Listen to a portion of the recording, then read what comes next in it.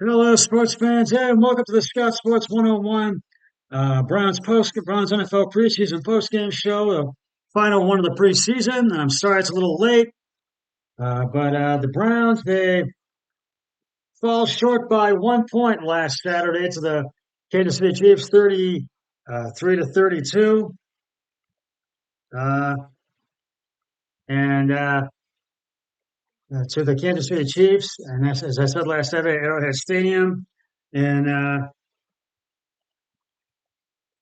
Kansas City, Missouri. Um, And fans got a good look at the starters on last Saturday as they played the entire first quarter. There is a fair amount of good and bad to take away from uh, the game, mainly with the performance of certain players looking to make big plays for the team and the continuous struggles of the others.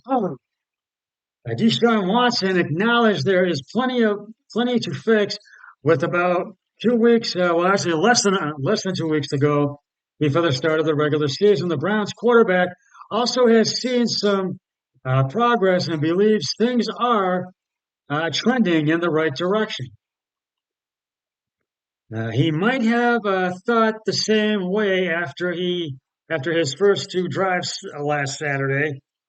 Watson was part of a fumble handoff that ended one drive against Kansas City, then threw two interceptions while going three and out on the next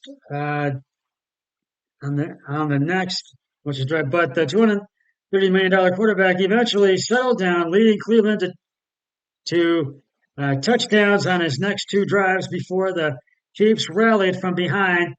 Uh, a host of backups for a 33-32 victory in their preseason finale. It was good for us to be able to deal with some adversity early on, said Watson, who was coming off a disappointing 6 year stint a year ago, which followed an 11-game suspension for violating the NFL's personal conduct policy. We made it. We made some plays, excuse me, overall, and we kind of moved the ball around. We had guys touch the ball and things like that. That includes the defense, where the Browns got pick sixes from Jawan Thornhill and Caleb Biggers in taking a 29-16 lead.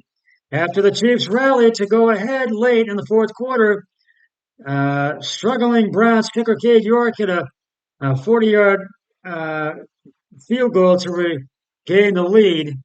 And as you know, Cade York was traded.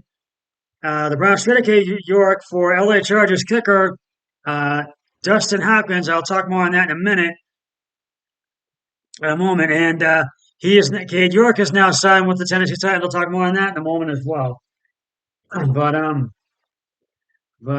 Kansas City marched the other way, and Harrison Butker answered from 44 yards, and uh, York's last chance to play hero with 53 seconds remaining was partially blocked and never had a chance. And he said, people gave me pats on the back, but I hate pity, said York, who also missed an extra point Saturday and whose job may be in jeopardy. I know how good I am, and it's even more been the most frustrating thing this last month, struggling with that. Watson played sparingly in the Browns' first three preseason games. So Coach Kevin Stefanski gave him the entire first quarter against Kansas City. He went two for 17, and he finished 5 of 10 for 92 yards and a touchdown pass to David Njoku. He got, I think, it was 20 plays, and it felt like we saw everything in those 20 plays, Stefanski said. There were throws downfield, there were scramble plays, there was a third down and there was some really good balls and some things I'm sure he wants back. We got into a bunch of different situations. There, which was really, really helpful to put Deshaun Watson in. Excuse me. Uh, and Otherwise, both teams rested many of their starters in their preseason finale, and Travis Kelce did not play for Kansas City, and Myles Garrett sat out for Cleveland, and left a collection of backups to decide the outcome. Despite the precaution, the game proved costly for Cleveland, who went 1-2-1 on the injury front and on the preseason. Jakeem Grant Sr., who had returned after tearing his Achilles tendon last summer, was carted off with what Stefanski called a significant knee injury. While returning to the opening kickoff, top cornerback Denzel Ward ended up on the concussion protocol. Uh, Defensive tackle Jordan Elliott hurt his hips, and linebacker Jordan uh, Kunasek injured his knee. Uh,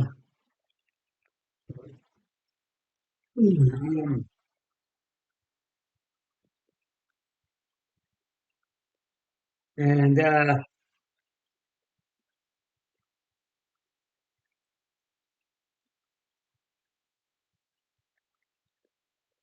um,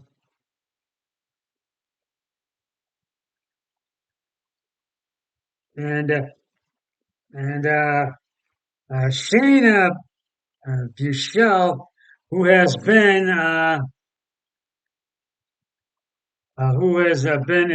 in a tight competition with Blaine Gabbert for the Chiefs' backup quarterback job, was just 8 for 17 of 89 yards with a touchdown and 2 picks, introducing Thornhill's return for a score against his old team. Gabbert fared marginally better, going 10 of 18 for 169 yards with 2 TD passes and interception. Justin Ross and Emir Smith Marshak had touchdown catches for Kansas City as they fight for that last wide receiver for the last wide receiver spots before Tuesday's deadline for roster cuts, and I'll have those in a moment too for the Browns. Uh, Lamichael Perrin was another bright spot, potentially locking up a backup job in the backfield, running for 32 yards while catching 3 passes for 44 yards and a score. I saw some good things. There were a couple of things we need to work on.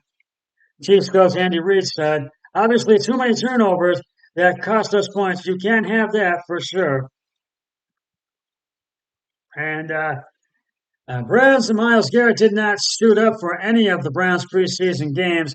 Running back Nick Chubb, who had a career 1,525 yards rushing with 12 touchdowns last season, and All-Pro guard Joe Bitonio also sat out Saturday's game. And for the Chiefs, Mahomes did not play. He was 12 for 17, 120 yards with a TD pass during the preseason work. Other stars that did not uh, Other stars joined the league MVP. Kelson on the sideline included linebacker Nick Bolton and played 103 tackles in a breakout season a year ago. Injuries for the Browns. Uh, right tackle Jack Conklin, he's still out with a concussion. Did not play despite returning to practice this week. Running back Jerome Ford, hamstring. Uh, Safety Grant Dilpick, he's has an arm injury, and wide receivers Marquise Goodwin illness, but he's doing a lot better, so he's going to be able to play. And Anthony Schwartz, who had a hamstring and didn't mess it up, but they have released Anthony Schwartz. I'll get to that in just a moment as well. But all in all, this just was not um, another. This was another one that Cade York really just blew it for. He really had a chance, and that did not have and it did not. It went wide left, and uh,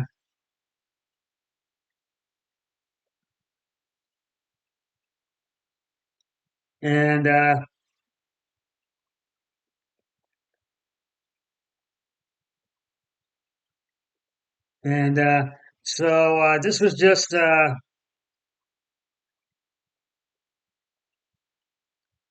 this was just one of those games that just did not.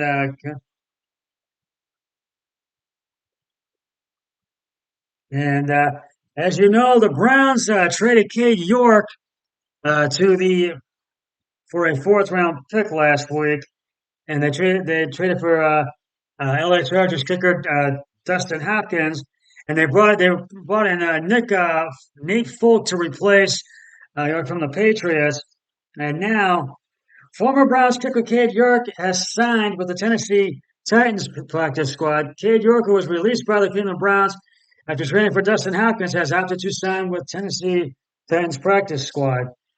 The Cleveland Browns impressed as an interesting and signing former fourth round pick Cade York to the team's practice squad, but has opted to go with a fresh start in Tennessee with the Titans. The Browns traded for kicker Dustin Hopkins from the Los Angeles Chargers in exchange for a 2025 seventh round pick.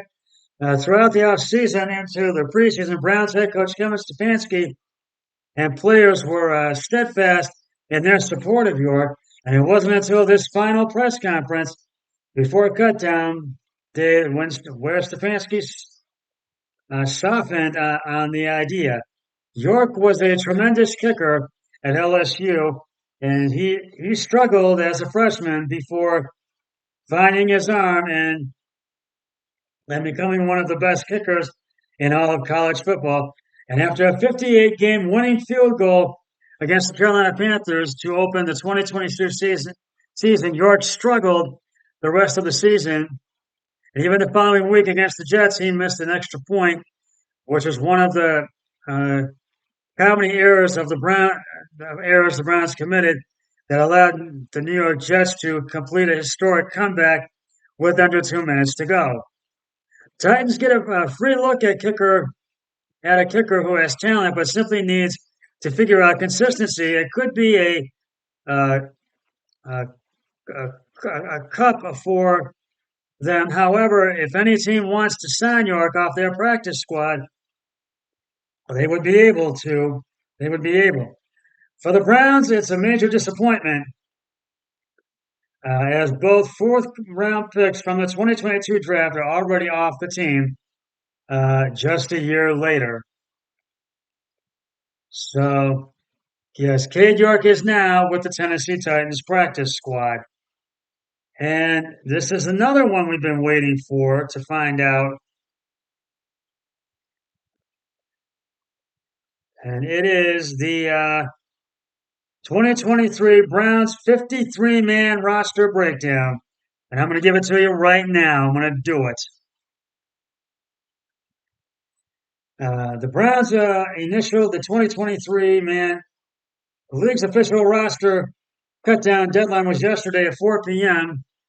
Now official week one rosters are starting to take shape. Here's an analysis of the Browns 53-man roster. The Browns announced their initial 53-man roster for the 2023 season yesterday, and it's safe to say that it's much improved compared to 2022.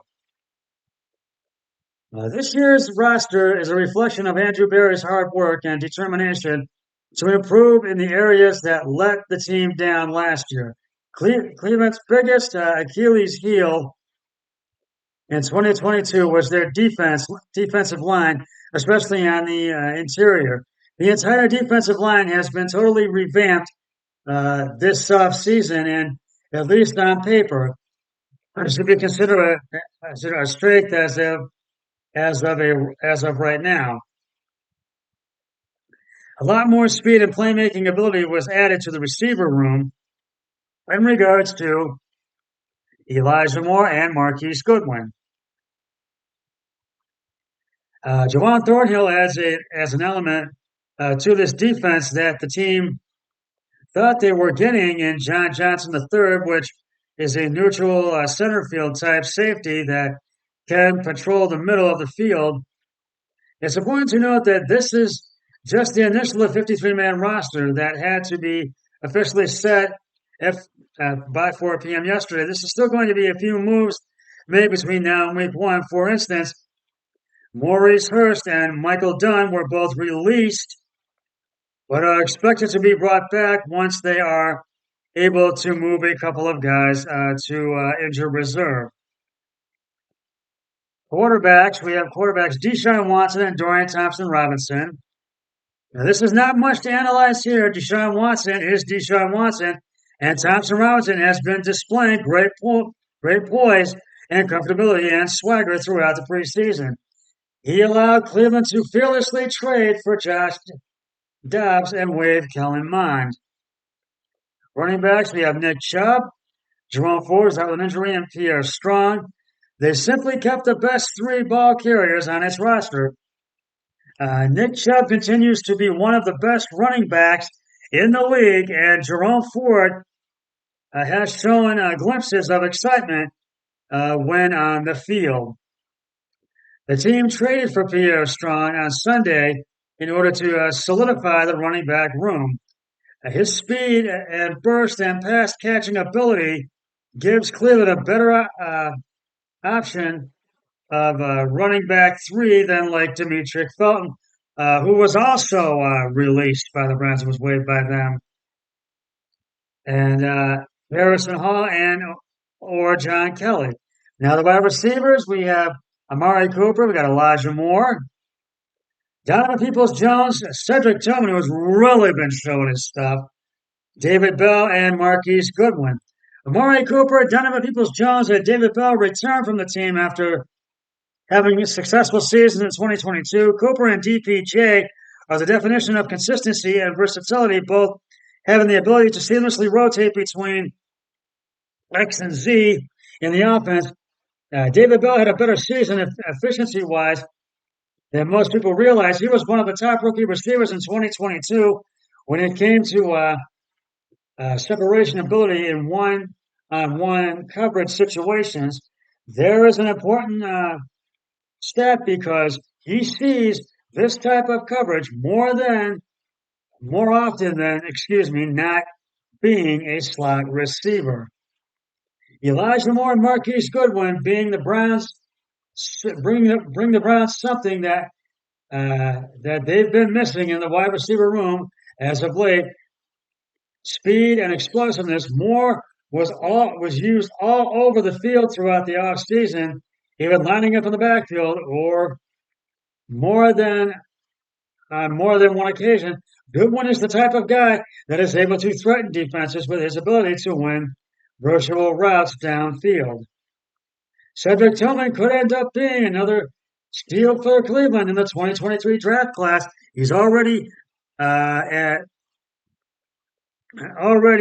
great route runner and has shown the ability to make tough catches away from his frame on a consistent basis. He should end up playing quite a bit as a rookie.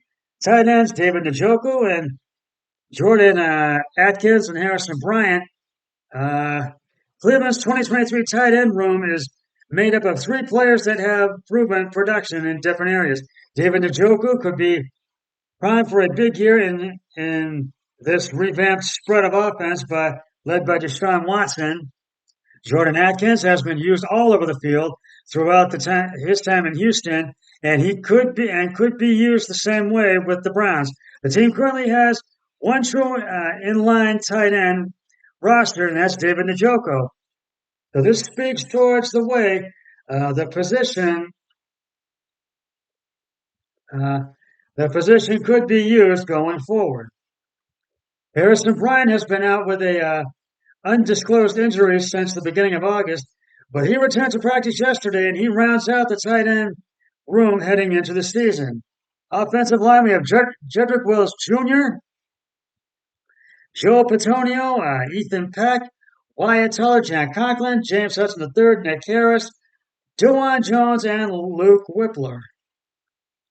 The starting five guys will obviously get the same as last season, with James Hudson III working as the swing tackle.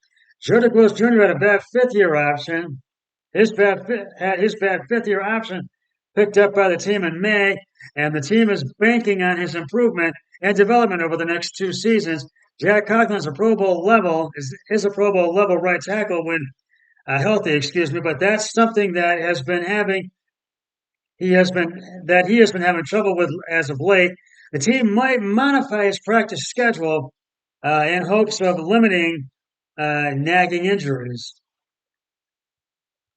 Joe Bitonio and Wyatt Teller make up the tone of the best offensive guard duos in the league. Even though Teller had a down year in 2022, Teller had been dealing with a calf injury, so that could have something to do with it. The team was able to bring back Ethan Padick as the team's starting center.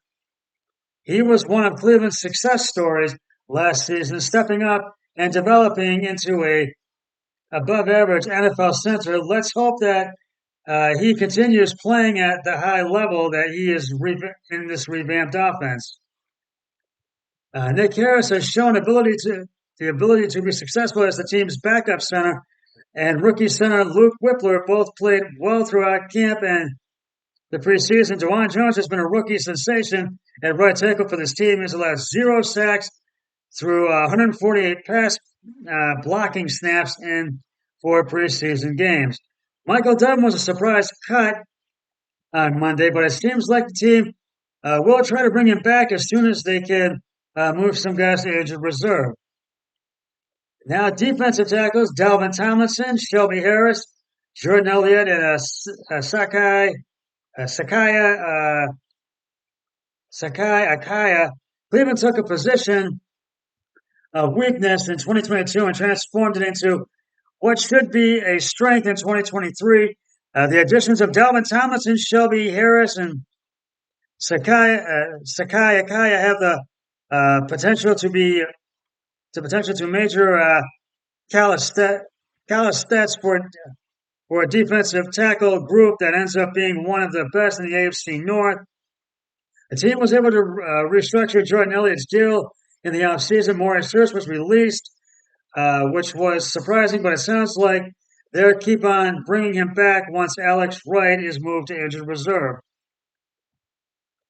Defensive ends, we have Myles Garrett, Zadarius Smith, Ogboina, Okron Koro, Isaiah McGuire, and Alex Wright. Much like the defensive tackle room, this group of defensive ends has the ability and potential to absolutely dominate this season.